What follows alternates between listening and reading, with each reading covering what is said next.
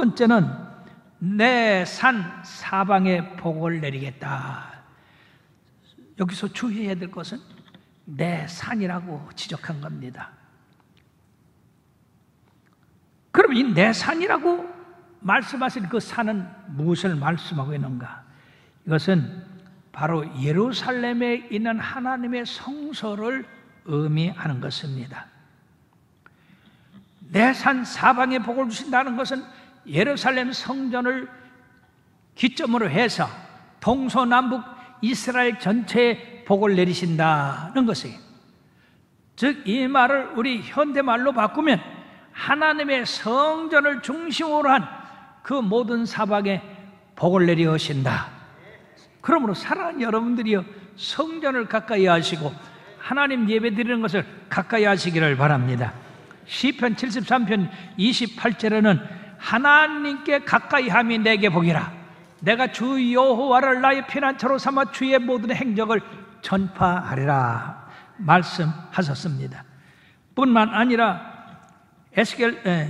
스가랴 13장 1절에 말씀해 보면 그날의 죄와 더러움을 씻는 셈이 다윗의 족속과 예루살렘 주민을 위하여 열리리라고 했는데 바로 예수님이 십자가를 예루살렘에서 지셨고 그 예루살렘을 기점으로 해서 유대와 사마리아와 땅끝까지로 주의 복음이 증거되게 된 것입니다. 뿐만 아니라 때를 따라 복된 소낙비를 내리신다. 할렐루야. 그냥 소낙비가 아니라 복된 소낙비. 그것도 때를 따라. 이스라엘은요, 거기는 건조한 지역이라 10월, 11월 경에 비를 내리십니다. 이걸 이른비라고 그러는데 이것은 씨를 뿌리도록 땅을 촉촉하게 하는 겁니다. 그 다음에 3, 4월에 또 비가 내리는데 이걸 늦은 비라고 합니다. 그거는 곡식이 충분히 열매 맺도록 하나님이 비를 주시는 거예요. 그래서 이른 비와 늦은 비가 적당할 때 내림으로써 풍년이 드는 겁니다. 하나님은 바로 이와 같은 축복을 나와 여러분들에게 주신다고 하는 거예요. 그러므로 빌립보서 4장 19절에 보면 나의 하나님이 그리스도 예수 안에서 영광 가운데 그 풍성한 대로 너희 모든 쓸 것을 채우시리라. 모든 쓸 것을 주님의 이름으로 채우신다면 화평의 언약을 맺은 사람에게 채우신대. 얼마나 감사합니까?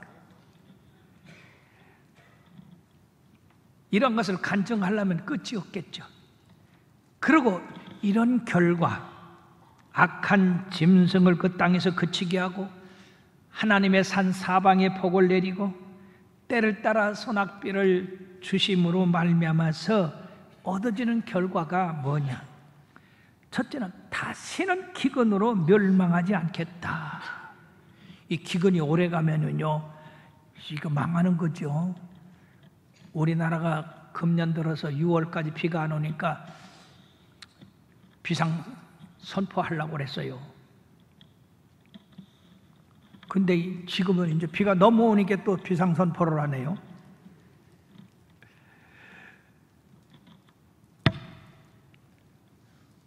아합이 하나님을 버리고 우상을 섬기니까 하나님이 바로 거기 기근을 주셨어요.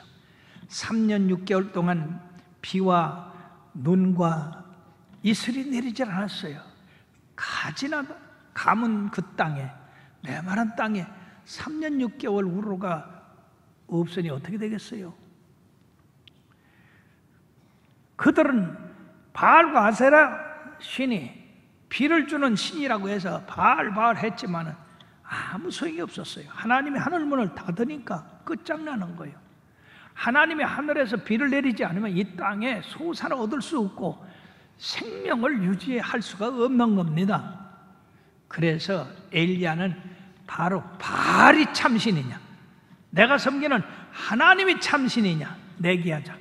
그래가지고 갈멜산에서 제단을 쌓고 내기를 했지 않습니까? 먼저 바알의 선지자들 450명과 아세라 400명, 먼저 너들 신을 한번 불러봐라. 하늘에서 불이 내리는가 안 내리는가? 그렇지만 그들은 6시간이나 부르짖었지만은 불이 내리지 않으니까 자기 몸을 칼로 찢고 난리를 지었습니다. 그 후에 엘리야가 그럼 내가 해보겠다. 그리고 제단 산 그 위에 물을 붓고 두 손을 들고 하나님을 향하여 여호와여, 이 제단에 불을 내리셔서 상천하지에 여호와 하나님만이 하나님인 것을 증거하옵소서. 그랬더니 세상에 그 마른 하늘에 불이 확 내려서 제물을 태우고 제단을 태우고 그 물 분 것을 핥고, 할렐루야. 그래서 중간에서 머뭇머뭇하던 이 이스라엘 백성들이 여호와 그가 하나님이다, 여호와 그가 하나님이다, 하늘의 불을 보고서야 그들을 믿음이 생겼습니다. 그래서 이 백성들을 속이고 재난을 갖고 했던 이 바알과 아세라 그 850명을 처단하고 나서 엘리야가 기도하니까 그때서야 바로 복된 소낙비를 주셔서 기근을 멸하실 수가 있었습니다. 사랑하는 여러분, 그러므로 이 순서를 잘 봐야 돼요. 먼저 하나님 앞에 잘못된 거 있으면 하나님 앞에 회개해야 돼요. 화평의 언약이라고 하는 것은 상대방에 대해서 평화를 깨트리는 것이 있어서는 안 되잖아요. 평화를 깨트리는 게 뭡니까? 하나님과 우리 인간 사이의 평화를 깨트리는 게 죄 아닙니까? 그 죄를 회개함으로써 하나님과 화목되는 거예요. 예수님이 바로 이 화목 제물이 되셨습니다. 그러고 구하면 하나님이 복된 소낙비를 내려주신 거예요. 그저 무조건 복된 소낙비 달라고 한다고 되는 게 아니라 이런 하나님과의 그 계약, 언약을 잘 알아서 우리들이 그 말씀을 생각하면서 기도할 때 하나님은 복된 소낙비를 주셔서 기근으로 망하지 않게 하신다. 두 번째는 다른 나라로부터 수치를 당치 않게 하신다고 했습니다. 이스라엘은 조그만 나라입니다. 우리나라 강원도나 경상남북 또 전도만한 그런 나라인데, 그러니까 이웃에 있는 강대국들이 이렇게 침범을 해서 고통을 많이 당합니다. 그러나 하나님 잘 섬기는 왕이 났을 때는 그 사람들이 쳐들어왔다가 7길로 도망하게 됐어요. 다윗 시절에 얼마나 많은 전쟁을 했습니까? 하나님이 다윗과 그 백성과 함께 하니까 백전백승했어요. 히스기야 왕 때 북쪽에 사내립이 쳐들어왔지만 히스기야 왕이 하나님 앞에 나가서 하나님이요, 하나님의 이름을 막는 때에 일컫는 저들을 벌하시옵소서. 우리는 저들을 막을 힘이 없습니다. 우리를 도와주옵소서.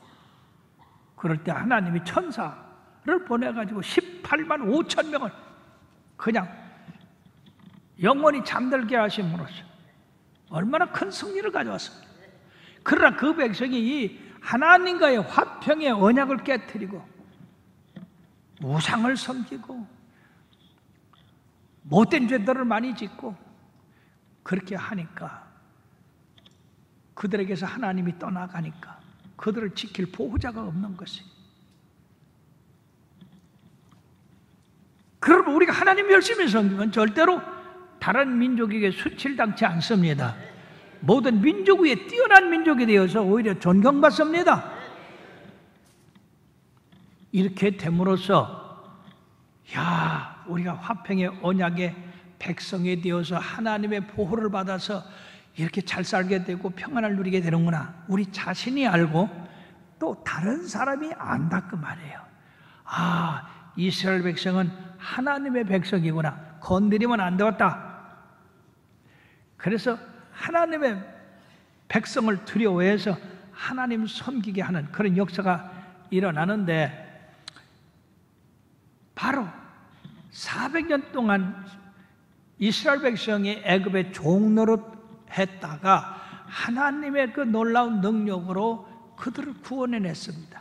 그때에 모든 만민이 여호와 하나님이 이스라엘 백성의 하나님이고, 그리고 그 하나님은 이스라엘 백성의 하나님이 될 뿐 아니라 이스라엘 백성들의 하나님으로서 보호하고 지키고 모든 민족 위에 뛰어나게 하신다라는 것을 세상의 모든 열국이 다 알게 됐습니다.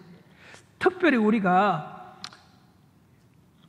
여호수아서 2장 9절에서 10절에 11절까지 보면은 거기 여리고 성에 라합이라고 하는 기생이 있었는데, 지금 이스라엘 백성이 요단 동편에서 그 여리고 성을 공격하려고 정탐꾼 둘을 보냈습니다. 놀랍게도 그 정탐꾼 둘을 자기 왕에게 고하지 않냐고 숨겨줬어요. 그리고 그 정탐꾼들에게 한 말이 뭐냐면요, 너희가 애굽에서 나올 때에 여호와께서 너희 앞에서 홍해물을 마르게 하신 일과 요단 저쪽에 있는 아모리 두 왕 시혼과 옥에게 행한 일, 곧 그들을 전멸시킨 일은 우리가 듣자마자 마음이 녹았고 너희로 말미암아 정신을 잃었나니 너희 하나님 여호와는 하늘에서나 땅에서나 하나님이시니라. 세상에 어떻게 이방 여인에 대해서 하나님을 알게 했느냐? 화평의 언약을 맺은 이 이스라엘을 하나님이 구원하심으로써 나는 너희 하나님이 되고 너희는 내 백성이 되라고 하는 것을 이렇게 증거하게 하신 것입니다. 그러므로 사랑하는 여러분들이요, 이런 하나님의 언약으로 말미암아 우리가 값없이 은혜를 받았으니 어떠한 삶을 살아야 되겠나? 베드로전서 2장 9절의 말씀에 보면 그러나 너희는 택하신 족속이요 왕같은 제사장들이요 거룩한 나라요 그의 소유가 된 백성이니 이는 너희를 어두운 데서 불러내어 그의 기이한 빛에 들어가게 하신 이에 아름다운 덕을 선포하게 하려 하심이라. 우리가 잘나서 은혜를 받고 축복받는 것, 하나님의 보호를 받는 게 아니라 이건 하나님의 전적인 은혜단 말이에요. 그럼 이런 전적인 은혜를 받을 수 없는 사람이 받았으니까 어떻게 됩니까? 그 은혜를 주신 하나님을 널리 선전해서 다른 사람들도 이와 같은 화평의 언약 속에, 복된 소낙비 속에 들어올 수 있도록 해야 된다는 의무가 우리들에게 주어지는 것입니다. 하나님의 축복의 비는 이 땅에서만 내리는 것이지만은 바로 우리 주님께서 주시는 이 복된 소낙비는 영생까지 이르게 되는 것이므로 우리가 살든지 죽든지 주님을 찬양하는 목표를 가지고 영광 돌리며 살아야 될 줄 믿습니다. 세 번째는 이 복된 소낙비에는 영적인 의미가 있다. 이 땅에 내리는 이 복된 소낙비는 그 가라한 목마름을 해결해 주는 것 같이 하나님께서 주시는 이 복된 소낙비 성령은 바로 우리의 영혼을 만족하게 해 주신다는 것입니다. 가물었다가 비가 오니까 얼마나 우리가 마음이 푸근해요. 하나님이 없는 영혼들은 메말라 있습니다. 그래서 갈증으로 그들은 술도 마시고 노름도 하고 별짓 다 하지만은 그 갈증은 깊어가만 갈 뿐입니다. 그렇기 때문에 우리가 예수 그리스도를 만나기 전까지는 참된 만족이 없습니다. 이 땅에 내리는 이 소나기는 일시적인 것이지만은 예수님으로 말미암아 내려주는 이 영적인 축복의 소나기는 영원한 것이다 하는 것입니다. 요한복음 4장 13절 14절에 예수께서 대답하여 이르시되 이 물을 마시는 자마다 다시 목마르니와 내가 주는 물을 마시는 자는 영원히 목마르지 아니하리니 영원히 목마르지 아니하리니 내가 주는 물은 그 속에서 영생하도록 솟아나는 샘물이 되리라. 그러므로 성령 받은 사람은 항상 기뻐해요. 왜냐하면 영생하도록 솟아난 샘물을 가지고 있기 때문에.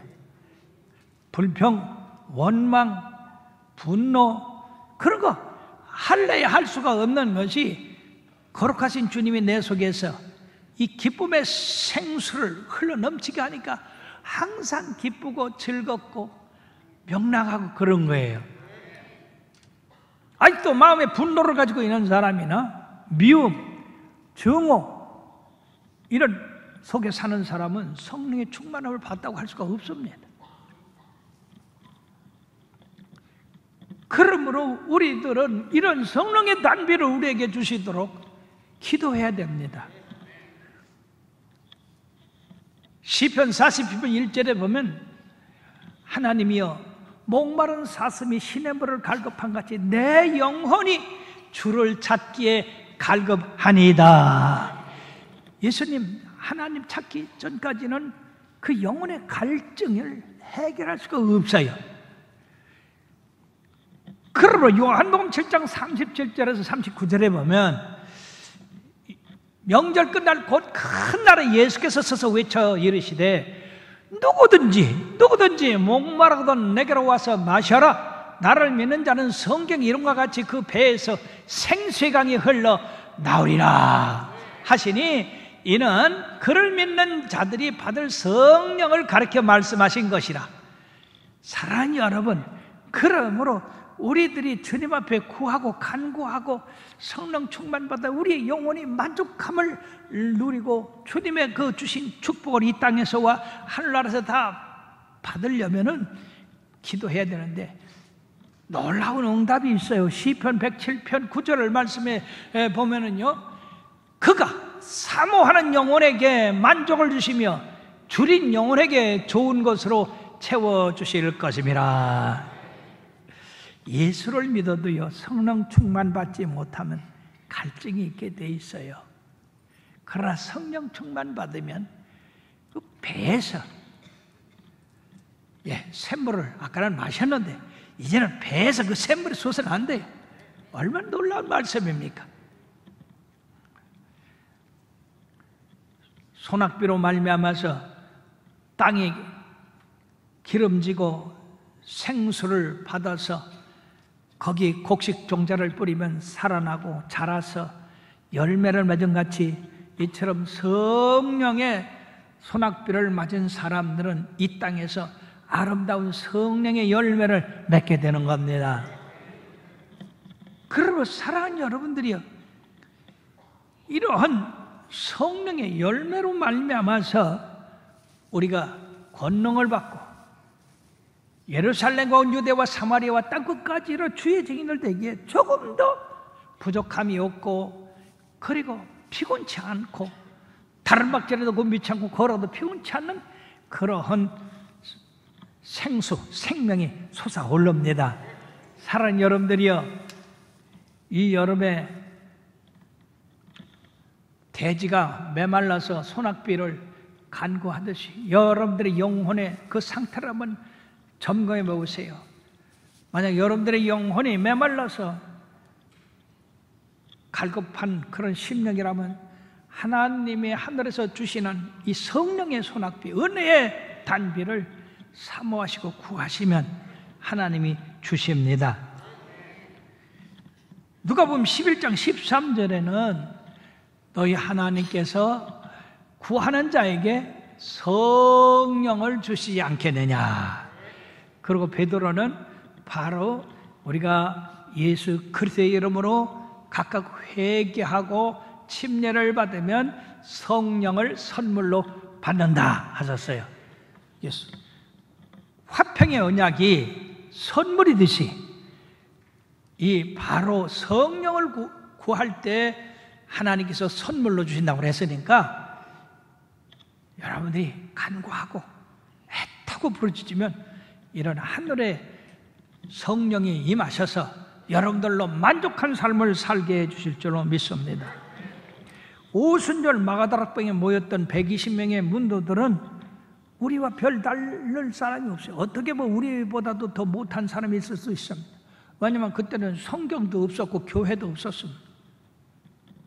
그러나 그들이 성령 받기를 간절히 기도를 했더니 오순절 날의 이름에 하늘로부터 급하고 강한 바람 같은 소리가 저희 앉은 온 집에 가득하며 불의 혀 같은 것이 각자의 머리에 임하여 있더니 저희가 다 성령의 충만함을 받아서 방언하고 예언하고 하나님을 찬양하더라. 이와 같은 역사는 사라진 게 아니라 계속해서 우리에게 임하고 있는 거예요. 왜 우리가 그걸 못 받느냐? 우리 기도가 부족하고 믿음이 부족해서 그런 겁니다. 사랑하는 여러분, 이와 같은 은혜의 소낙비 성령을 충만히 받으셔서 여러분들의 삶이 변화되기를 바랍니다. 바로 가난하고 병들고 못 살던 사람이 성령의 소낙비를 받으면 저주가 물러가고 질병이 물러가고 귀신이 떠나가고 하기 때문에 온전한 사람이 되는 거예요. 지난 금요일 어제 그제 우리 박효준 장로님이 나와서 간증할 때 그 간증이 바로 그런 거였습니다. 귀신에 매여서 살인하고 온 가족을 다 죽인 그가 예수의 이름으로 귀신이 떠나가니까 온전한 사람이 되었다. 얼마나 놀랍습니까? 예수님의 이름은 오늘도 우리들에게 화평의 언약이 되시고 바로 은혜의 소낙비가 되시고 그리고 우리의 능력이 되십니다. 그러니까 주님을 의지하고 그 이름으로 간절히 구해서 여러분들의 해하는 악한 세력들이 물러가고 그리고 여러분들로 말미암아 기도의 응답을 받아서 나는 하나님의 백성이다 라는 확신을 갖게 되고 다른 사람도 저 사람 예수 믿던지 복 받았네 이런 소리를 듣게 되므로 자연적으로 복음이 이웃으로 전도돼서 많은 영혼 구원케 되기를 주의 이름으로 축원합니다.